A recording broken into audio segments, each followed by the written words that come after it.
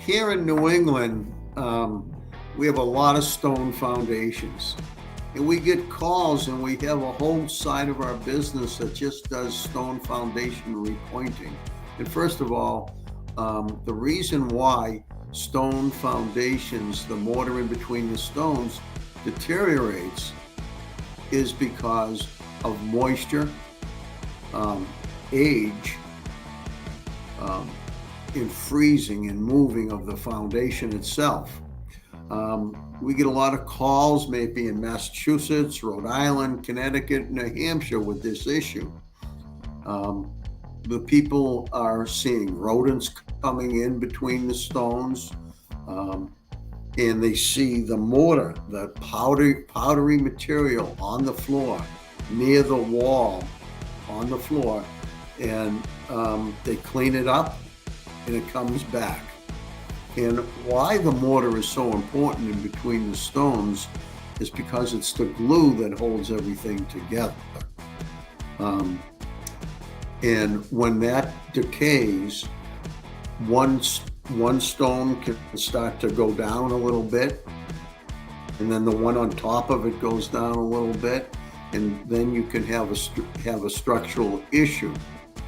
So what needs to be done is the mortar needs to be cleaned out in between the stones, and we clean that out with hand tools. Why hand tools?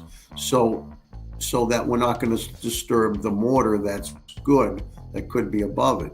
Whereas if you use a drill bit, the drill bit on a chisel setting will vibrate the stone, and the mortar above that stone will break, and then that has to be repointed.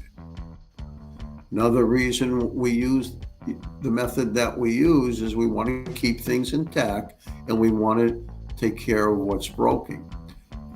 Some people want to use a power washer to clean out mortar. Well, you're going to take out some good mortar. You're also going to create a lot of water in the basement.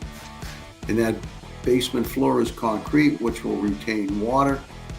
And then even if you suck it up with a wet vac, that water is going to evaporate. You're going to have moisture in the air. It's going to go into your floor joists, and then you got a good chance of getting mold. So recently, I was able to take a trip to Arizona, to the Grand Canyon, and I ran into something that was very interesting, based upon this subject that we're talking about. Why does mortar on my stone foundation break down? I went out into the desert, on a reservation, and there's remains of the structures that the Native Americans have built, out of red stone. They put stone, and then they made a mortar, and I'm talking over 1,500 years ago. And they made mortar and put more stone on top of that, and mortar and stone, and they built these quite elaborate structures. Now, that mortar that was in between the stones over 1,500 years ago was good, and they didn't repoint it. Why didn't they have to repoint it? Because we were in a desert. It's dry, and it remained all these years. Whereas in New England, we have coldness, we have more water, we have freezing, we have dampness, which then causes the mortar to break down, which we want to repair because of rodent infestation.